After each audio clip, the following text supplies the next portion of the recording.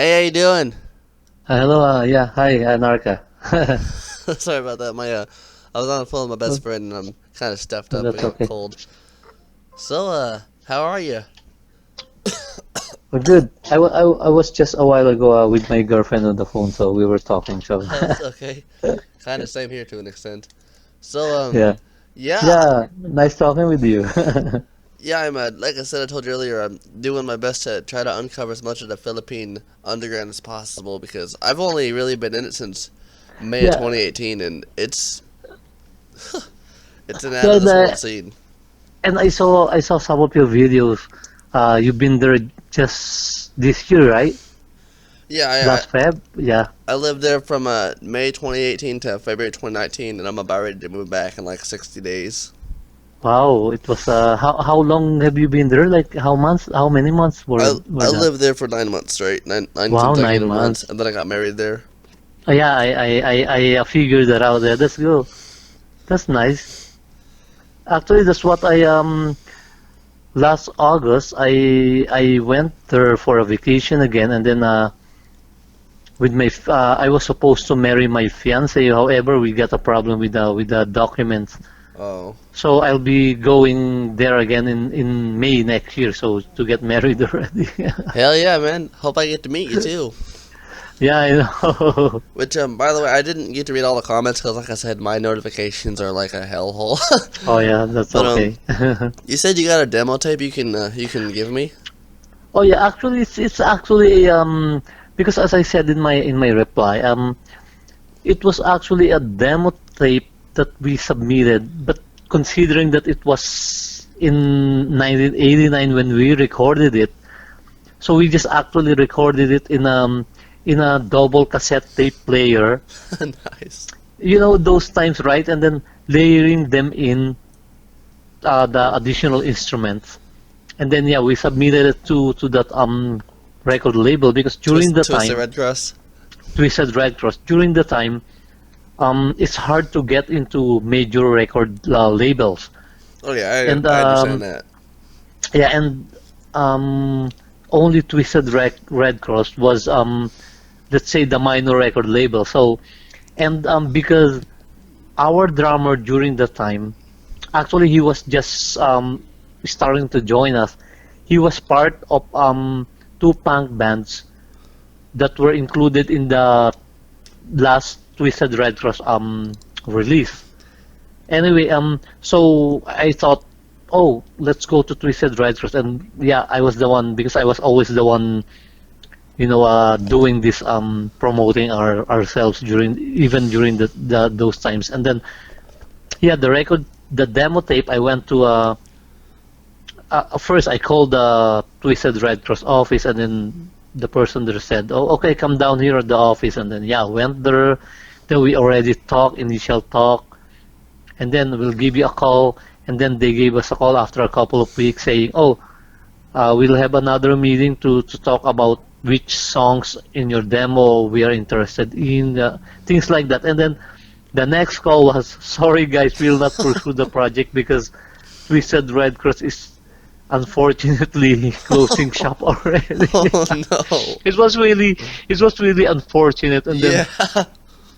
yeah, and but after that we still performed, and then started playing the clubs because during the time we were still very young. We just played, at concerts, school concerts, organized concerts, and then come 1990s, that's when the club scene in the Philippines started to be open to alternative rock bands during Yeah. the time. So we started entering that. But then by the time the early 90s, we were already finishing our universities. So we kind of like, oh, we gave up. So we stopped for a year, and then after a while, we went back again, and that's another story. We finally got a major record label back in '94. So we were able to record eventually a full album. Yeah, But that website called Pin Away Albums. That's actually where I found your demo and that full album. So I haven't got to listen to the full album yet, but I got to hear a few tracks from it. It's pretty good. yeah, but if you will really compare the demo tape with how our music turned out to be in our full album, it's really different because Oh yeah. we started as more on punk new wave band, but more on punk, and the kind is Dead Milkmen, Violent Femmes, things like those goofy Yeah. punk bands, not really the serious ones like Sex Pistols, Dead Kennedys. We're more like a goofy punk band in the beginning, and then we started evolving into this more new wave band in the lineup, the Cure, things like that. So the album that we eventually recorded became the music that we really really like. It's more like a combination of different genres, actually. Like there's punk in it, new wave, even progressive rock in terms of the structuring, a little bit of classical music, things like that. So yeah, that's why I said there we could have been TRC 18, because yeah, 17 was the last, and we were actually in negotiations already, initial talks already during the time, and then yeah, didn't materialize. But it's just funny to reminisce that. You unintentionally answered a huge question I've had for a long time, because I've always Uh-huh. wondered, what if TRC would have continued? Like, and now I have another question that I don't think you can Uh-huh. answer it, but I wonder how many other musicians in the Philippines did what you did. Like around the time when TRC was tent folding, I wonder how many more demos, how many more bands sent their stuff to TRC and were like, "Sorry, we're done." Yeah, I think, yeah, I could, of course, I'd want to believe to that. We were most likely not the only one who were submitting demos back Oh, you then, but couldn't have been. of course, yeah. But I think during that time it's really hard to first even record an album, because in the Philippines in the late 80s, um, record recording studios were really expensive, and they were not common back in the day. Like I remember during the time we wanted to really record at a proper recording studio, but we couldn't find one, or maybe we're just not in contact with we didn't know where to go, right? So during the time we just had to make what was available to us, which was a karaoke machine, practicing the songs really well so we can play it in one go together, and then after that we just tried to layer in Yeah. additional instruments and vocals by using the double cassette player. So, but at least you can really hear the song structure is there already.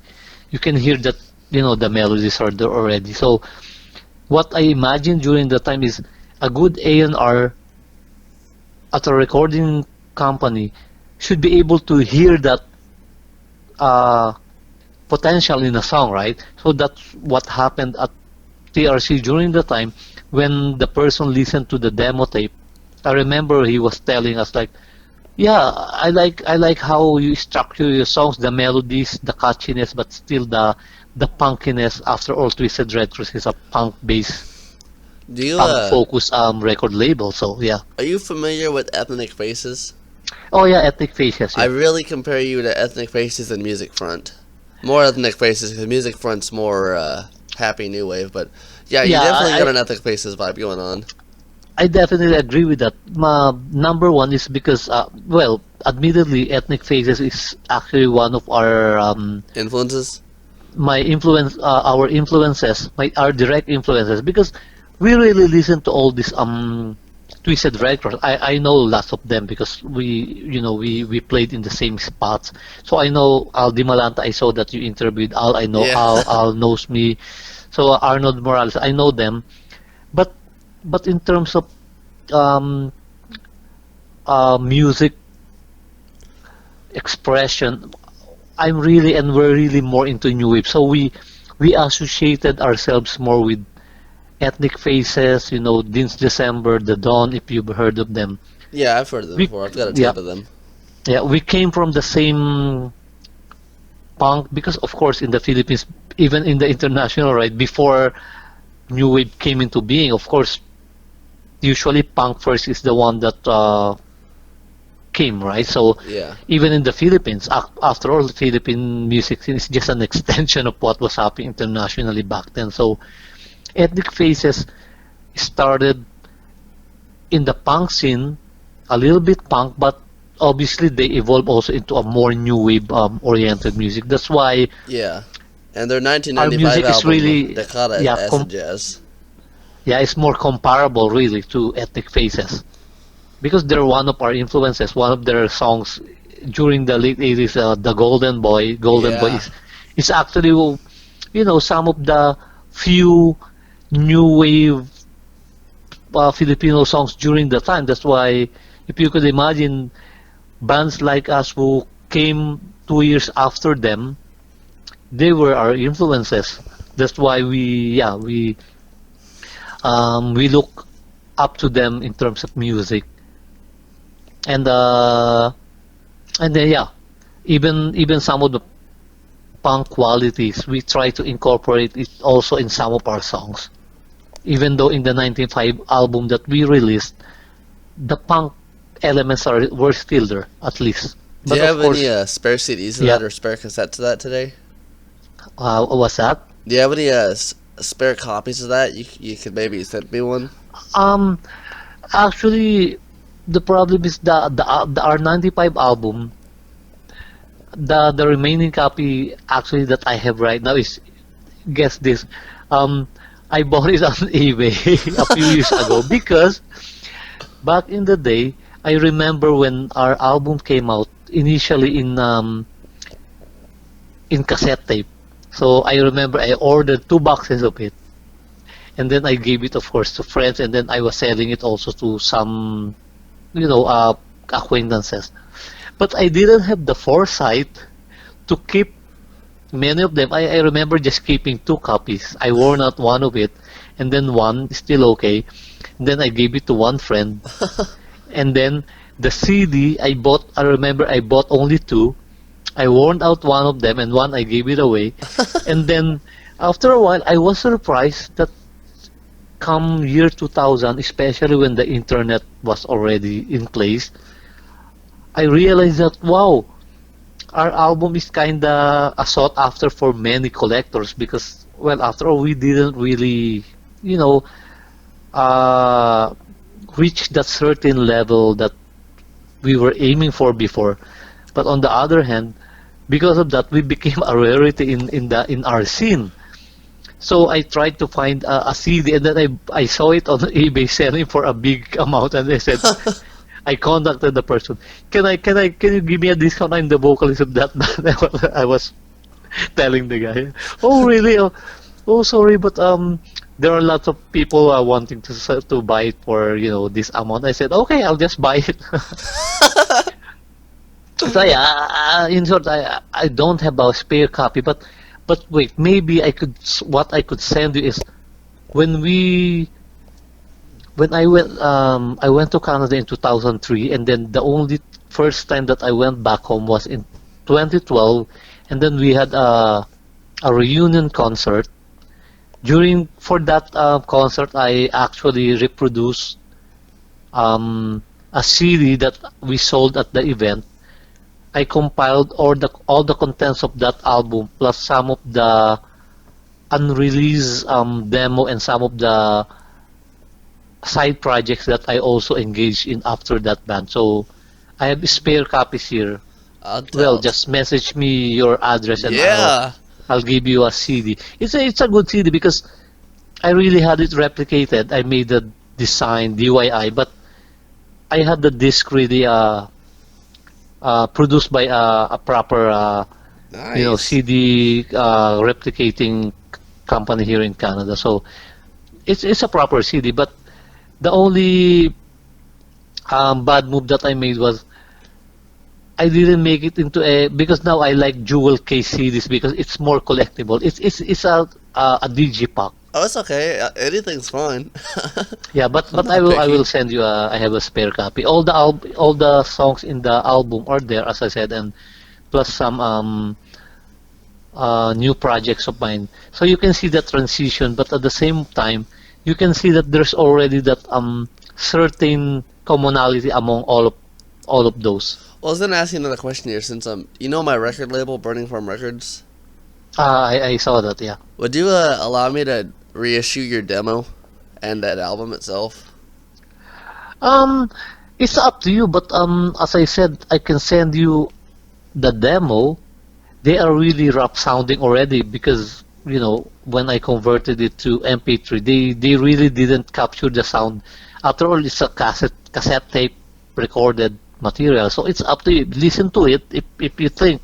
I mean, I don't mind, but if you think that the quality is reissuable in that form, well, it's up to you, man. So, but Thank it's you. a pleasure. It's a pleasure because for me, it's important for me to. Actually, that's Well, why I I'm. enjoy listening to it. It's just when I posted that to Brave New World, that blew up. Like I had people messaging me, Anarka, release it. It's like, I don't know who this is. I can't release it without permission. That's illegal.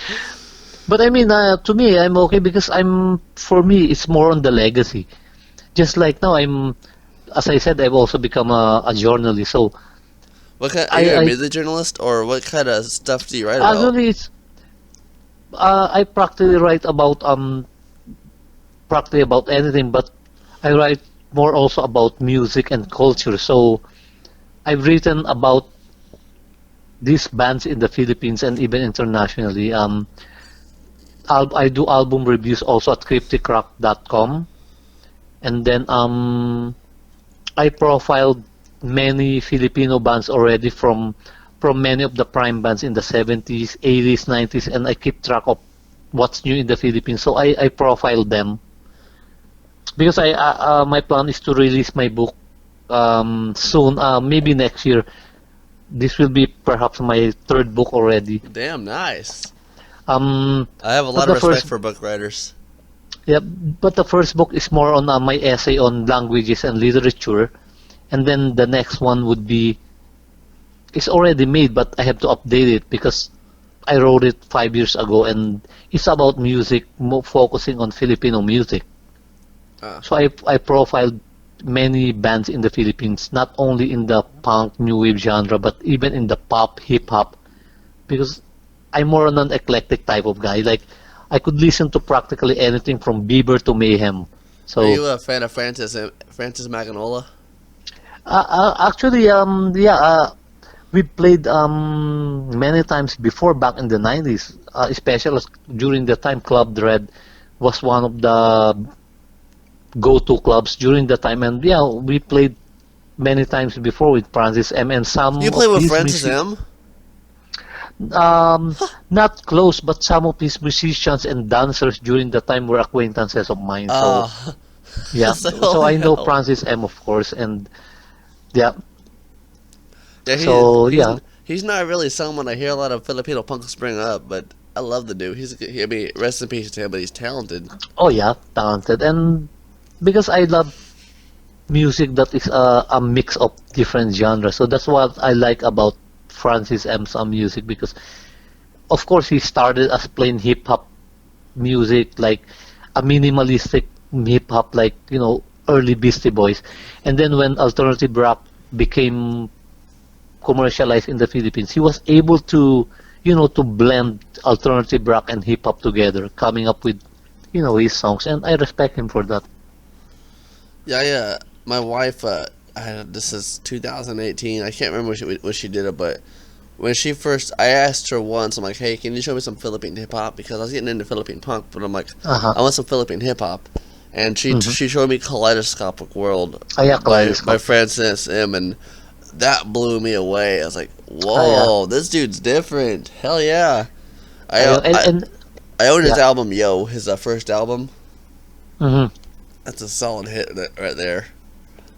Yeah, and you can see the transition, right? In the first album, it's more, synthesized based music, loops, beats, and then the the the next albums were becoming a bit alternative oriented because he started to really get um musicians to back him up, and many of the musicians that he got was actually from the same new wave alternative punk um scene.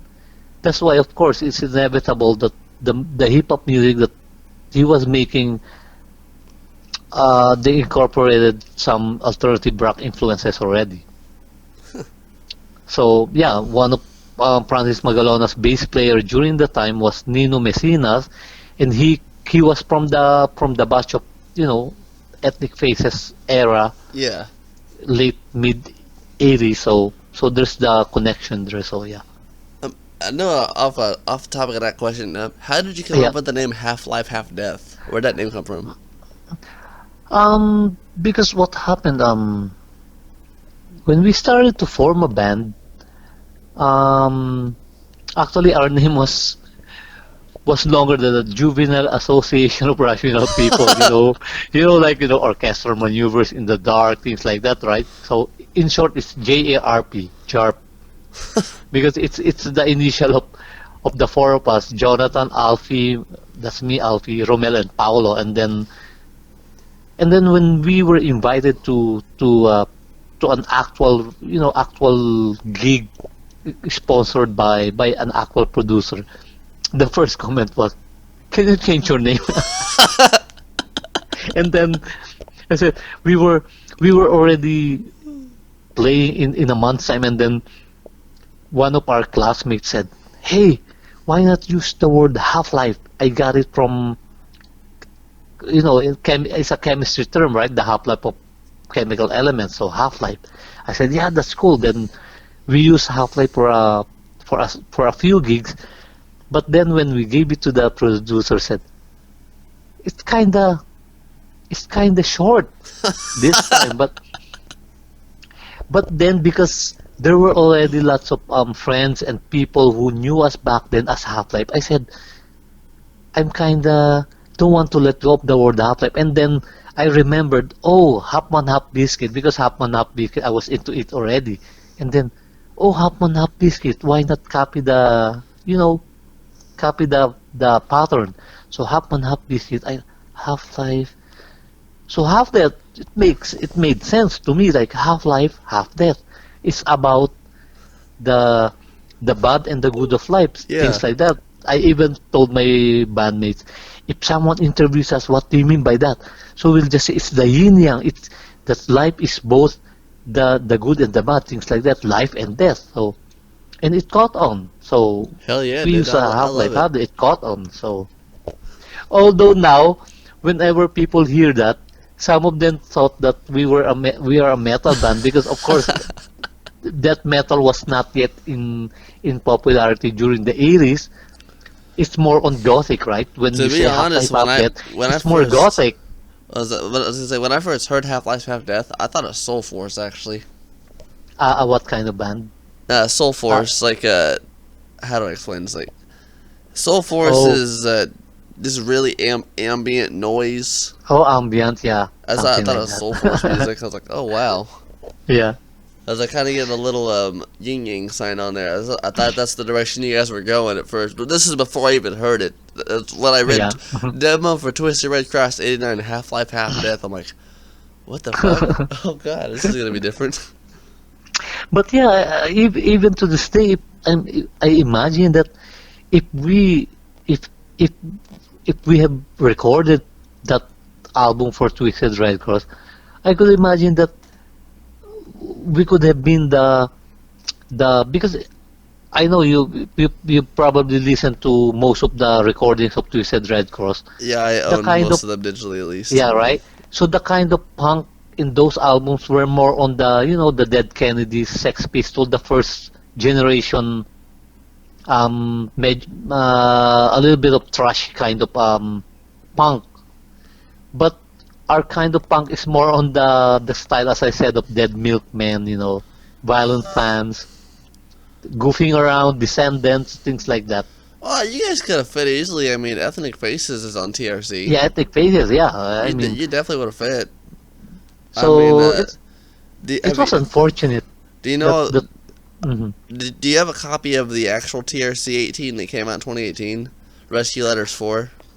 Actually, I haven't listened to the actual TRC 18 that came in 2018. I am yet to listen to I that. will send you a link to it after this, so you Oh can yeah, hear sure, that. sure. I actually have Yeah, a CD of it. There's only 100 made because of yeah, reasons, but we won't go into that in this video. But yeah, yeah, you guys definitely would have fit in the TRC ranks, 100%, no doubt about it.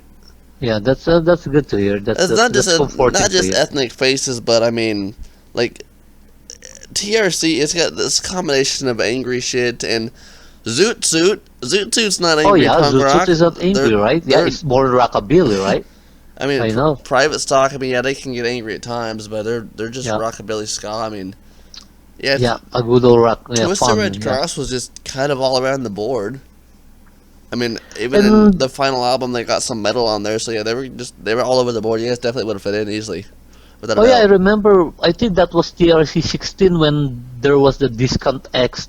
We used to play with them. Discount X. They were really thrash metal already instead of punk, right? So you were asking a while ago what could have the sound of the albums if Twisted Red Cross didn't stop, right? So I think, of course, it could have evolved, you know. In my personal opinion, you know RMD, Rare Music Mm. Distributor. In my Uh-huh. personal opinion, if TRC would have continued on, I think Screams from the Underground, Bad Omen, the Drastic Noise, Yeah, the they 97 could have been, Biofeedback, yeah, that would have been they could have, TRC. That would yeah, have easily been TRC. yeah. That's what I'm saying too, because I was, my girlfriend and I were talking a while ago, and we were talking about it, like, oh, I'm really excited to talk about, to talk with Anarka about, about things like this, because I think I've seen your your post about punk music, and Yeah. you didn't stop, because you know what I noticed about many fellow music listeners is when they listen to a particular genre, they always limit it to the decade that it was popular. Oh, I can't do that. Like for example, lots of punk enthusiasts in the Philippines, when you talk to them about punk, for them punk is only until Sex Pistols, Ramones, Dead Kennedys, and then they don't want to consider Green Day, Blink 182. Or I always tell them, like, you cannot stop it. I mean, it might not be the punk that you knew before, but it evolves. But there's still the punk gene in them. Any genre is ongoing. Maybe they're not the focus of the media now, but you know, it's still there. That's why I saw you like Pennywise, right? Those Yeah. no effects. They emerged in the 90s, but many people don't even want to consider these 90s emerging punk bands as punk just because they're not the kind of music, or they were not from the same era as Sex Pistols from the 70s. Well, To them, one, punk died in 1979, right? I said no genre can die as long as there are bands still producing yeah. that kind of sound. That's still the genre. That's how, at least that's how I understand it. When you listen to TRC 18, you're gonna notice there's one particular band on that album that's Hmm. gonna when I mean, do you know Absolute Play, Tommy Tanjanko's kids? What band again? Absolute Play. Absolutely, I haven't. They're Tommy No. Tanjanko's kids, and they've. I already made an hour-long review video on this, but Uh-huh. to give a brief for them, they started in the early 2000, or I mean 2011, Oh yeah. 2012, and Oh yeah. They're new. Yeah. So yeah. they're kindie punk. They're you know what Kids Bop is since you live in Canada. Kids Bop. Um. Oh no, I haven't heard of that. Um, Absolute Play made history for being the youngest pop punk band in the Philippines, and Oh, wow. they are officially, since they are on a TRC compilation, they are the official happiest sounding Well, I have to poppiest dig. TRC band Yeah. at this point. So yeah, TRC is So not just for hardcore punk; it's for literally everything. yeah. So they are in the on the latest, right? Yeah, they're on the TRC 18, Rescue 4 TRC Fourth 18, Order. yeah. So I really had to listen to that. So yeah. Yeah, to be Absolute honest, Place that's in the just yeah. that TRC 18. I mean, I love Rescue 1, 2, and 3, but Yeah, Rescue that's 4 is just it's yeah, so that's the four. Yeah. So different compared to the It's not maybe different, but it really engulfs the scene. Like it engulfs yeah the 21st. If someone says, "Hey, what's punk rock in the 21st century in the Philippines?" Throw them that yeah CD. It's like this right here. yeah. Maybe that's also the reason many, because I've been reading also lots of comments like many of the veteran punk fans in the Philippines, they they they kind of like don't want to associate the TRC 18 as a true Twisted Red Cross release. Uh, Maybe just because of that, but no, yeah, I that's a know. tiny controversy. I know all about that. It's Yeah, I guess I just will say this. There are some people that believe that TRC is for the 80s, but there's also a lot of people who are pissed off about it because they simply didn't make the cut. yeah. It's a personal reason, and some of them just feel like it belongs in the 80s, but Oh yeah. But to me, it's Tommy's creation, and he allowed it to yeah, happen, so that's that. yeah, I know. And then and why not bring it to the new, Yeah, to the to now, right? What's wrong with that? nothing's wrong with it. Yeah, I support it. I mean, yeah, I'm also for it. I you, mean, it's got an influx of veteran and new. It's got Giant Idiots Betray. It's got Throw, which is pretty much dead ends, just Al's new band. It's got hmm Against Man. It's got Republic Cats. They're newer. It's got Minority Blocks, which they're not. It's TRC 18's got a combination of the veterans and the new kids on the yeah, block. It's yeah. got everything, which is amazing. Actually, that's good. That it's a mix of some of the veterans and as you said, the new kids on the block. It's nice to listen to that kind of mix, right? Yeah, it's amazing because it really it. That's the beauty of Rescue Letters, the series, because even Yeah, the original three, Rescue One, if someone ever asks you, hey, what's a good introduction to old school Philippine punk? Toss the Rescue One, toss the yeah, Rescue Rescue Two, One. Three. Yeah, That's what that is made for, and four yeah, does it that's true. excellently to catch people up with everything. It does it excellently. And even these Twisted Red Cross bands and albums, they were my first introduction to Philippine punk music. When I first heard GI and the Idiots, Dead Ends, Woods, I was really blown out by blown away by the by their music, especially considering that I first heard it in 80s, 88, 87 when I was just, in my second year high school. You know, when you play these kinds of music, like what? It's something that you want to scare the neighbors away. Hell yeah, it is. Did you ever But get to hear good the thing, college? but good thing my mom has always been supportive of my Yeah, music, whatever I like. So when I play it, he will just say, "Oh, don't make it too loud. The neighbors might, you know." But to her, she enjoyed it back in the day that's kind because of they were rare. because my mom and dad were also into lots of bands in the 60s. The Zombies, Rolling Stones. So in a way, to them, it's not really noisy to them. It's just she knew that it's just an update of what they were listening to back in the 60s anyway. I mean, yeah, that's how punk rock really is in its essence. Is it's '60s Woodstock just revamped Yeah, and reimagined. yeah, something like that. A lot of punks are gonna be pissy that I just said that, but it's true. There's no difference between Dead Kennedys and Jimi Hendrix. It's just a different style. Yeah, in a way, a different style. And besides, uh, now that I've been digging all this, about these articles and biographies about bands, even John Lydon is saying in his book that the Pink Floyd sucks, things like that. It's just something to court controversy during the time. But of course, these are the bands that they were listening to when they were teenagers, right? Yeah, Darby Crash of the Germs. He loved Queen. Queen, Pink Floyd, the progressive rock. Before punk, there was progressive rock. So That's what's wrong with that? There's a connection anyway. that's why it's kind of hard for me because like I when I was younger I was close-minded punk like at the age of 13, but nowadays hmm I don't even like to call myself a punk because Oh I yeah. connect everything from the Beatles to Minor Threat. I connect Oh yeah. everything because I just listen to it all. Like Yeah, yeah. Even when I study, because I study music to the history. you can see really the connection. It's an ongoing, of course there's some kind of branching out, One but thing that there's a I don't really connection. one thing I don't really get in the Philippines, and I've been told this by a leak and a couple others. Mm-hmm. So you know Seattle Sound, like Northwest Punk, Nirvana, Melvin, Babies Yeah, in Toyland. yeah. Apparently, in the Philippines, that was all, or like Nirvana was just considered commercial pop new wave. Um, yeah, I'm some, I'm a little blown yeah, away by that because Nirvana is definitely not a pop band.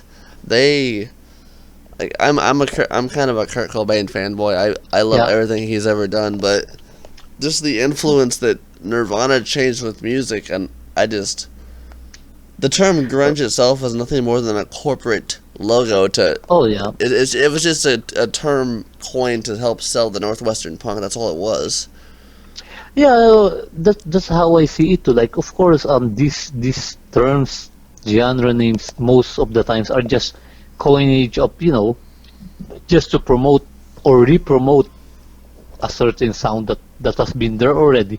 They just want to repackage it to, Yeah, to a new generation or to a new market. And then maybe it just caught on until it develops into a certain distinct sound of its own. So, but if you will really look at the history of music, you can really just say they're all rock music to begin with anyway, but it just branch out into different distinctions, like, by essence. yeah, by essence, like punk music. And then now, of course, you can say, you can distinguish what is the difference between, a punk sound to maybe a country punk sound, like, like the Vandals, compared with the pop punk of maybe Blink 182, compared to the, what they call this, to the um, country punk sound of Violent Femmes, you know, things like that. But generally, to me, they're all punk music, just different, branches. Yeah, and it'll continue to be that way forever because people keep inventing new stuff on like as time goes Yeah, on. even right, even metal music. If you will, if you will put a Bon Jovi song beside a Corpse song, it's really hard to say that what the fuck. It's not metal, but if you will really study metal music, Bon Jovi song is could be metal music, but it's a pop metal Yeah, I kind get of what you mean. Some it's metal. like And then, but because death metal is in the extreme end of the spectrum, right? I don't know if you watch the metal documentary of Sam Dunn. I really love that documentary, I'll have the to check that global out. metal. And the what I love about his work is he was able to study each of the subgenres of metal and then connecting it even to punk and grunge, and there's a connection. So it's just nice to see these connections about different genres of music, and that's one of my favorite actually subject to tackle, like the connection between genres of music. And sometimes if you will see the people behind all these bands, there's also a connection, because when I'm looking into the credits of many of these albums, some of the members of these bands came from these bands from the 70s, and then some of them were just, forming, collaborating, things like that. Like, remember John Taylor collaborated with, what's this? I forgot now, but, things like that. Because in the Philippines, there was a time when punk and new wave fans were, at least many of them, were against each other. But after a while, they will realize that many of the new wave bands that they like came also from punk, and some punk musicians played also with some new wave bands too. So Yeah. things like that. I did have another question. I was going to ask you this at the beginning of this, but Sure. Yep. when did Half Life originally start, and when did you guys and like what started your band? Um, This is kind of a Actually, question for 40 minutes ago, but yeah, that's okay. It's actually my my idea, because back in my elementary days, grade 5, that was 1983. Woo! That's really I long was ago. in. It was 1983. It was 81. I was grade 4. I was already listening to Devo, Rock Lobster, things like that, the B-52s, but not in a conscious kind of way. I just discovered this radio station in the Philippines that played these songs that I said, "Whoa, it's really different from the typical Beatles, Cascades, Matt Monroe that my parents were listening to. There's something different in this band." So, and then 83, my older cousins started to bring me to new wave parties, punk parties, where they'll play, records of the Ramones, Sex Pistols, The Cure. And then come 1984, 85, I started to learn that there were actually Filipino bands who played this kind of music. So I started to discover the Dawn in 1986. That's when I said, hmm, why not form a band of our own? And then my classmates. So that's how we started in actually in 1980 86. We were in third year high school, just classmates. So we just formed a band without knowledge in instruments, the typical punk, beginning. Just an Seriously, this acoustic is this guitar. is 85.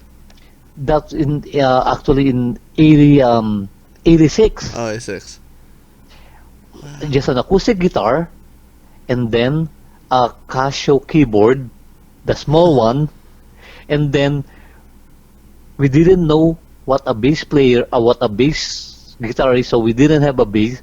So just we didn't have a drum set, but at our school we saw a snare drum and a bass drum, so we used only those two.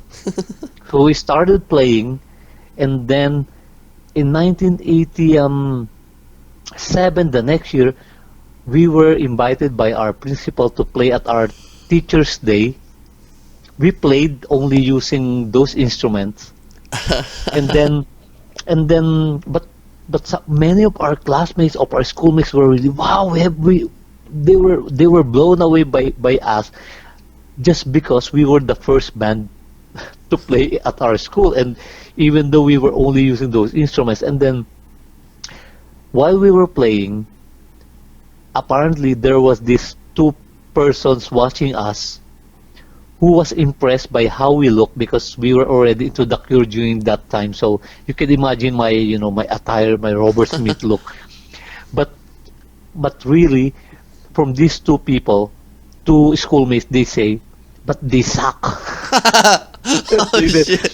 man, they suck, but they look good and they have this good choice in music because I remember we played Just Like Heaven by The Cure, and Just Like Heaven was just newly released during that year, 1987. So we played one song by Modern English, The Cure, and Bolshoi. And Bolshoi was an obscure new wave band even that time. So they said these bands suck, but they have good taste in music and you know, they have good sense of style. So they talked to us afterwards, offered their services. They said, "Oh, I came from a band of my brother, but we disbanded. So here's a guitar player, a proper one with a good electric guitar, and then his classmate, he was teaching him how to play the bass." There's your So point. in short, we started playing together at the house of this guitar player, and that's where Half Life, originated. That group of people. So technically, we started in '86, but Half Life Update, as the name, really started in 1988. That's amazing. That's the official year of the name Half Life and then Half Life Update, because we first played as Half Life Update in September of 1988. But as a personally, as someone who started to be into that kind of music as early as 81, 82. Yeah, but yeah, that was that's why my roots are really, go back to even to 70s and 80s. I was really into music because my cousins, uncles, parents were really into music. That's why it's easy for me to get into music without the typical resistance from parents. Oh, you're listening to devil's music, things like that. I never got that from my parents because Yeah, same even here. them were, even them were already used listening to devil's music even in the Yeah, 60s. I can say I also never had to deal with. Like my favorite band of all time, Bad Religion, Sonic Youth. Yeah, Although Bad Sonic, yeah, Religion's literally, you know Bad Religion, right? yeah, yeah, They of got the course, yeah, crossbuster. My mom is religious. I was never told you can't listen to that Satan's yeah. music. It's like I no. know. When I actually hear a parent say that, I'm like, shut up. Yeah, something like that. I know. It is not devil's music. Ugh. I mean, they call Elvis devil's music. Look at how he's shaking his pelvis. He's gonna rape the children with that. Ugh. I It's like, oh my god, no. Just yeah. stop it. Hell, I guess the devil must be into good stuff then. I mean, I know that's why my kid now, 10-year-old. I have my 10-year-old kid. He listens to practically any kind of music because of me, and then he he's got a good knows. future. Yeah, he knows David Bowie. And at school, when his teacher one time played David Bowie, and then the moment the voice came in, and then hey teacher, that's David Bowie, and then his teacher was blown away because how like, what how the heck did you know David Bowie? Oh, we listen to a lot of music at home. My dad listens to. My kid started to list all these bands. We listen to The Cure, Depeche Mode, Joy Division, Joy Metallica, and then Division. Metallica. Imagine coming from a 9-year-old, because that was last year. Coming from a 9-year-old, The Smiths, and then the teacher was blown away, and then his teacher was the one asking for bands from my from my kid. Yeah, it was fun. Yeah, That's I want to awesome. open my kid to different kinds of music with no discrimination. Because sometimes he would ask me, Dad, is it okay to listen to Justin Bieber? I said, yeah, why not? If you like to listen to him, why not? It's just all about music. You don't need to copy the person. If Justin Bieber is an asshole, so be it. But the music, you can listen to it. I told him, lots of metal bands, they drink a lot. Some of them take drugs, but I don't care. I just listen to the music. I'm Yeah. really just into the music. You don't need to be. I mean, I don't mind people who engage in those, but I mean because for me, I'm really a music fan than a band fan. Like I just listen to a lot of music, but of course I like knowing about the bands, but I'm more on a music fan. Like, I don't mind the artist as long as I like the music. I don't mind something like that. Little side story here. I remember back in my junior high days. I might have been in fifth grade. I don't remember. I don't remember necessarily when it was. I know it was 2005 or six. You know Mhm. MC5? Oh yeah, MC5, yeah. Kick out the fucker. So I actually no. It was fifth grade. It was fifth grade because we had a Hmm. music class back then, Yeah. and I remember the teacher. I can't remember her name, but she told us all to bring in music that we enjoy listening to, and Hmm. most of the kids were just bringing in the Backstreet Boys and Bon Yeah, Jovi. and all those boy groups. Ugh, that I can't stand that stuff. But hey, it's to each their own. Yeah. And anyway, obviously, since we were in the fifth grade, she didn't say anything about making school appropriate, because I doubt this music teacher even imagined that somebody would bring in "Kick Out the Jams, Motherfucker" by MC5. Yeah, and I got that from my cousin, and she didn't even. She vaguely knew what it was, but alright, it's about to kick out the jam, motherfucker. And I remember the entire class just. I was like, she raced to yeah, I turn know it was that. shock. She's like, what are you thinking bringing that to school? It's like, you said to bring the stuff we listened to. She's like, I should have been more specific. I know. That was one of the earliest times where I ever got in trouble for music. But that my grandpa, he got called us into school, and they told him what happened, and he laughed. He's like, well, that just means he's on the right track in life. MC5 is amazing. Yeah, I like MC5, yeah. And even like a similar story to that, like I was listening to, of course, Rage Against the Machine, the Killing in the Name, right? Killing in Yeah. the Name.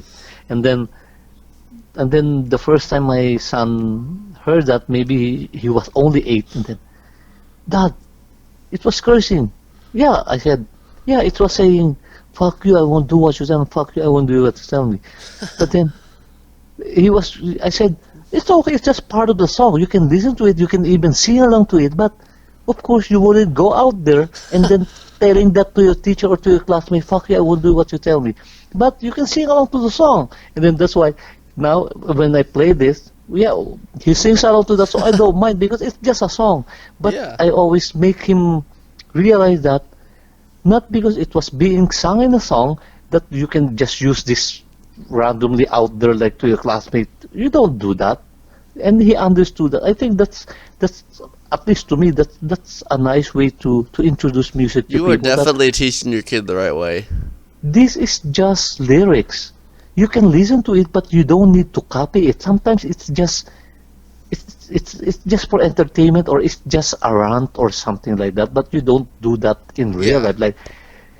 Like for example, kill the poor, like Dead Kennedys. But you won't go there and I killed the poor because I listened to Dead Kennedys. They were saying kill the poor. No, you cannot blame Dead Kennedys. This is just music. And I think my kid is getting that, and I'm happy to be able to A lot of like what Dead Kennedys bequeath. Kill the Poor is just satire.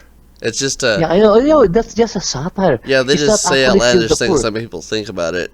Yeah, come to think about it, it's just their poke on the government that we are killing the poor, right? It's like kill the poor. The government is killing the poor, something like that.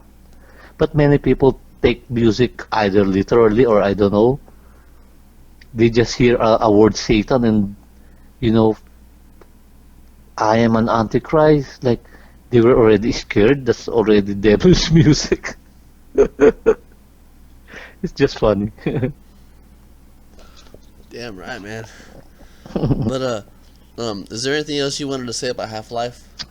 I don't want to keep you all night um, since I know you gotta. You said you gotta go to work tomorrow. no, tomorrow I'm on the day off, but maybe I'll just write because I'm finishing the book that I'll be releasing next month. It's actually a poetry book, so anyway. I've Um, been writing a lot of poetry for years now. well, with Half-Life, I think I'm just happy that I've been realizing that it really helped me a lot to promote the band and to put the band again in the consciousness of many people who might have forgotten us already over the years. I think my having become a writer really helped a lot. Because if I haven't been writing about our band, retelling stories about our personal experiences, my personal experiences with the fellow bands that we played with, we came along back from the 80s and then to the 90s. I've become friends with lots of these fellow, musicians from Jet Pangan of the Dawn to Eraserheads to Aldi Malanta. I've been acquaintances or friends with them. So I think I would like to believe that um, as part of Half-Life, um, it it gave me the privilege to be in the scene, and it helped me now in being able to write properly the stories of all these bands that were forgotten by time. Yeah, I Because nobody has been writing about, you know, the less popular bands, at least in the Philippines, like Woods, like the TRC bands that we're talking about. No, I haven't, read at least a few, but they haven't been written about. So I'd like to be the one to really come out with this book that will document the history of this, punk and, alternative rock music in the Philippines, at least during my time in the late 80s to now. So, yeah, that's what I've been doing on YouTube is just reviewing all the records, trying to get as many as I can in an interview, including you, and yeah, but it it's just still needs a to be part of documented. history. Yeah, it needs to be It's still part documented. of history. Yeah, that's And yeah, that's good. I'm Yeah. trying to get an interview with Thomas Tachenko. I'm really trying to get that Oh to yeah, happen. it will be a good it will be a challenge to you, but it will be good if you can interview Tommy Tanchanko. Yeah. Yeah, After all, he was the yeah. yeah, that's Third World Chaos. That's Brave New World. That's TRC in essence right there. And I'm really trying And to get him on the phone, but I think I'm gonna have to be in the Philippines and actually find him. Yeah, I yeah, know of that course. sounds That weird. guy is elusive, as I heard. Not just that, but he's dealing with 12 Stone Records and he's dealing with his own company at this point, and Yeah. I'll get him Ac- eventually. Actually, if you could see me, I'm wearing a Twisted Red Cross shirt right now. You what? I'm wearing a Twisted Red Cross shirt right now. Do you have a spare? No, actually, I just bought it in the Philippines when I came home last August. I really I want a bought it at TRC shirt. I bought it at a shop in Manila, Middle actually owned by Middle Bad Finger, Omens. Middle Finger I forget. Records. Yeah, I think that record. Yeah, I Yeah, saw yeah. that you. Yeah, with Bad Omens. Richard Ortiz. I heard that he was a part owner of that. Yeah, so I bought the shirt there. I was going to, but I was kind of low on cash as I was about to Yeah, leave. during that time. Yeah, yeah. Good thing my girlfriend bought me one. I said I like this. Yeah. So it will be good. I actually like to. I'll be actually I've been writing for a newspaper in the Philippines too, so I'm already on my I think 12th article, and the next one will be, I'll be writing about Twisted Red Cross actually about this. Remember I commented back to your question, and then that's the gist of the article. I was able to write an article. Usually I write articles based on some comments that I make. So Yeah, I'm really glad that you're doing this because, I mean, I know like Ricky Oliveras, he's wrote some stuff, but oh yeah. there's like less than a handful of people other than myself that are doing this. So I'm really glad to finally talk to someone else who's doing it. I know, because there, as I told you, only a few, and And besides, maybe and it's extremely overwhelming because there's so much to talk about, and I know I'm running a record there's label. so much. I'm trying to reissue a lot of the TRC bands. I'm trying to interview them, and it is so much work for literally one person to do. So I'm glad there's more people out there doing this. And maybe one advantage, modesty aside, maybe one advantage that I have is because I was able to be in a band among these people, and then I was able to become a writer because I know that all these fellow bands, they have lots of stories to tell, right? Of course, Yeah, but maybe they couldn't write them down because of course writing is an all different skill, right?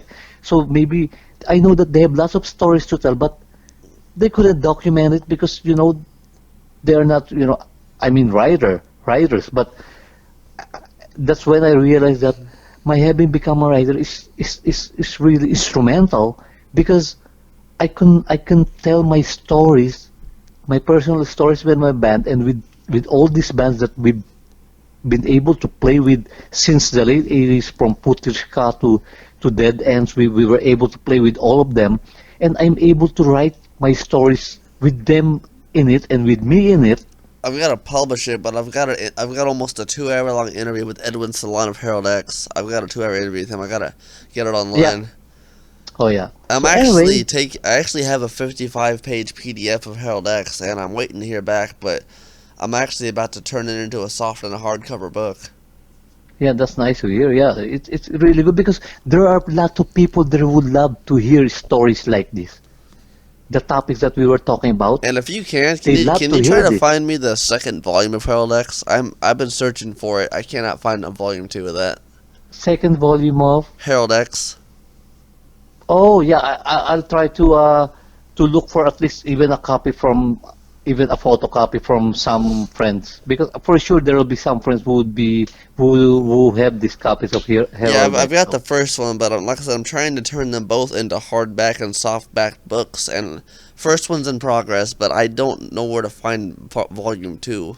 And I'd actually yeah, like to get both of them and make them into one book, just to have a collection of it, because it needs to be yeah, remembered. yeah. Just like the punk magazine collected into a book, right? Yeah, that's exactly what I mean. Something that idea, like, yeah, that would be a good idea. But yeah, I'll try to ask around about copy of Cool. that. Yeah, Yeah, here soon and I'm gonna then. I was supposed to be getting an interview with Chicoya the Jerks here soon. Oh yeah, that would be a perfect timing now. Actually, I was with Chikoy last August when I was there. I attended his one of the tribute concerts with him. So yeah, Yeah, I hope he beats cancer, because I know. that's heartbreaking. I hope so too. I'm actually You about know, ready to I got the Jerks Green Hill Sound Studio session. It's a 4-track. You saw it in the group probably. I got a hold of Monette, his wife, and we're working on. I'm gonna release a Jerks Oh tape yeah, on my label, which I'm blown away by this. yeah, I know, I and they get were to one of the pioneers. Yeah, I get to release a Jerks tape. Like I'm in a different world. I know, and you know, I thank you for giving interest And hell yeah, I'm gonna to release your Philippine. stuff too, man. That's like an honor. Like when I was Yeah.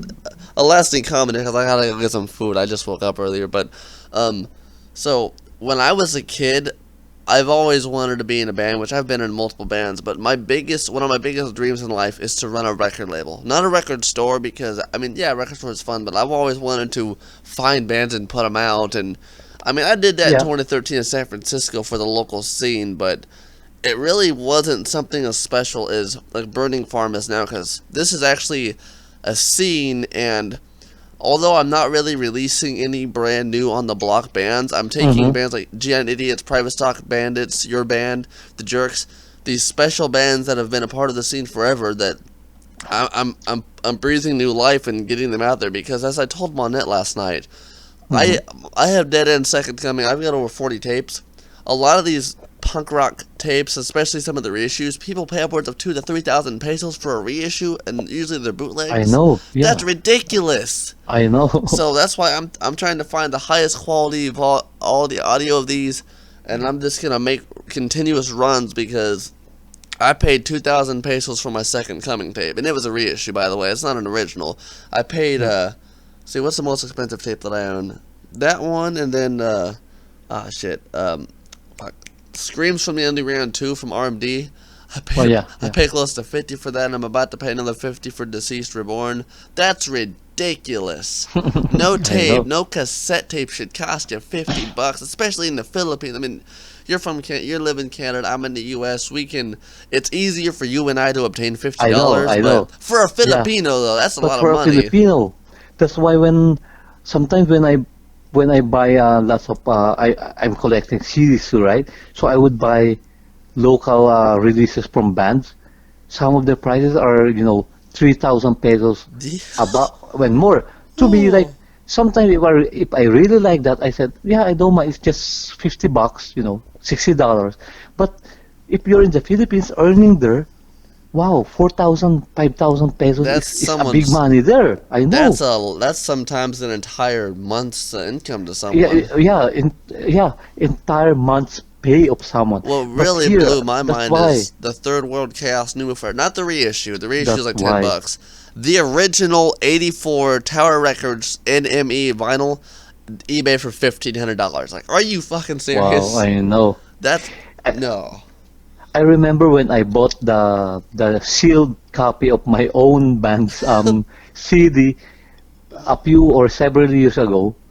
I bought it for 5,000 pesos. Woo! Oh, And pesos. then pesos, and it's practically, let's say, Still though. $120, 120. Yeah, I thought you were about to But say I said, dollars for a second. I was about to say Jesus Christ. no, just $120. But if you're in the Philippines, that would be already expensive. But I said, okay, I'll get it already. It's in my mind. It's just $100, and it's my own band's CD anyway, and I don't have a proper copy of it anymore. So it's still worth it. So now every time I look around, I always ask any compilation albums that my band was included. I still buy them even if I have copies already. Yeah, that's just kind I'm of trying to. that's Burning Farm Records' entire mission at this point. I mean, yes, of course, when I'm over there, if a new band says, "Hey, Anarka, will you put out our demo?" Hell yes, I will. But I want to take all this old stuff, Yeah. and I will willingly pay $50 to get a copy of the cassette or something, just to just to clone it and duplicate it. But Mhm. I just want to drive these prices down, because a Dead Ends Oh yeah. fan who wants to own Complaints and Damnation, you shouldn't have Yeah. to pay $100 for that. You should pay. Give me $5. It's yours. You know.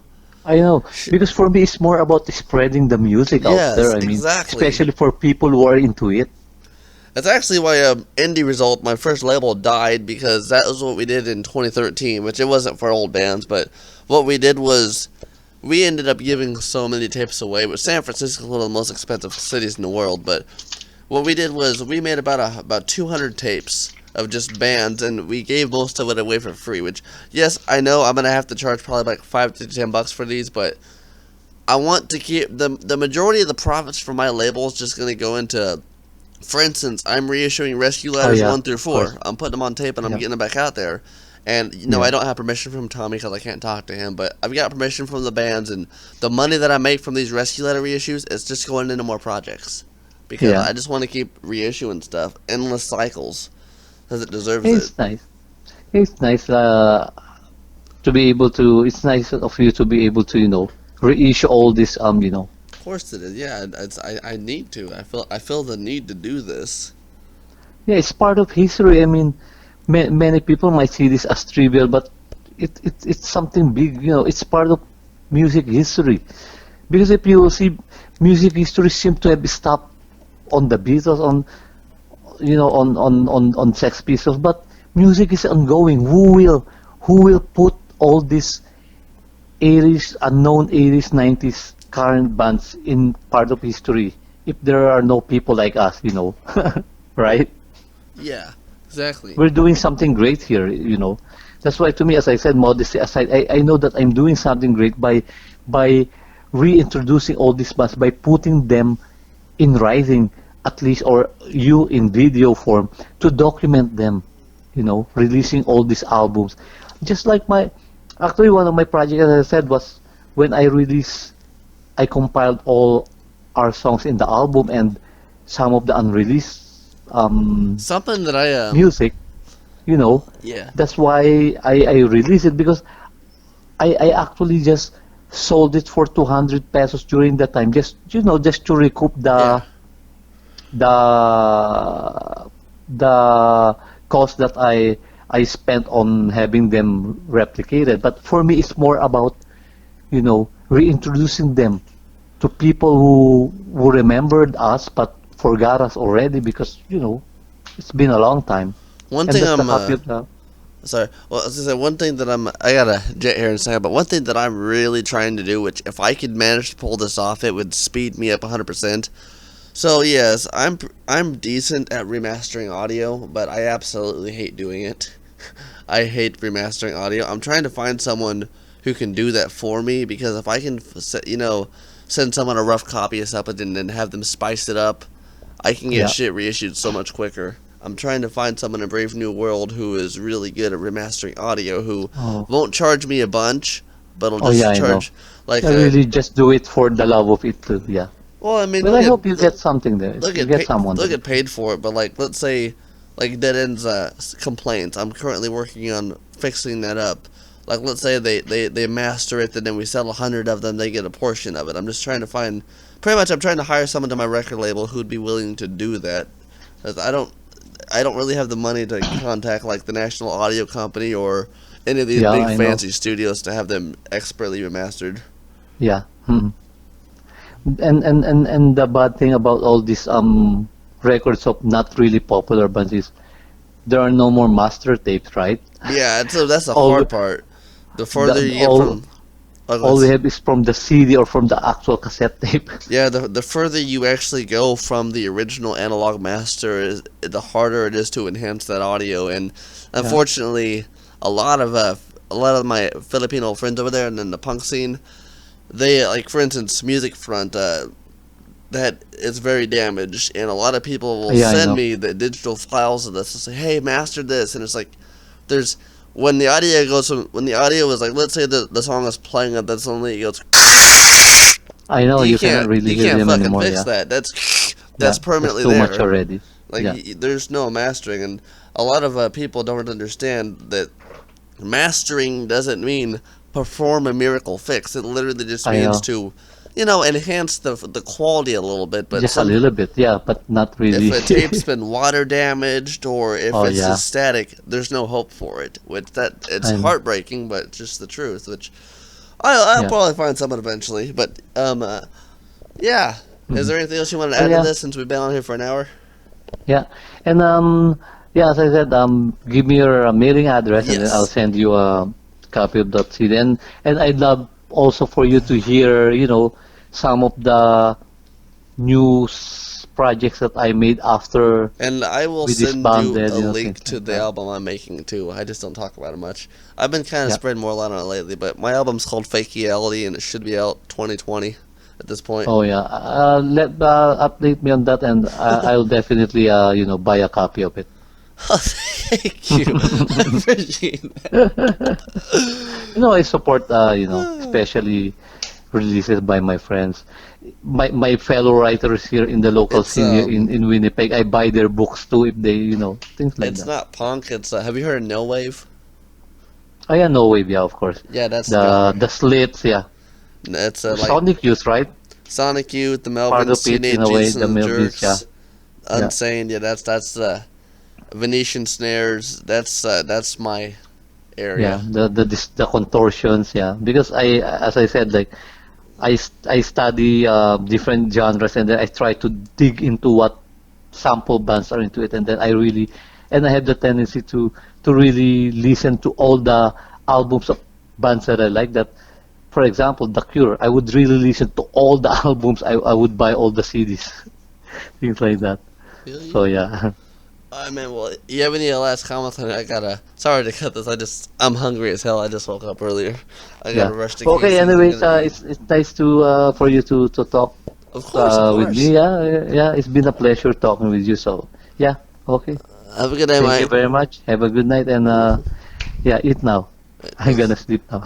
Okay, bye.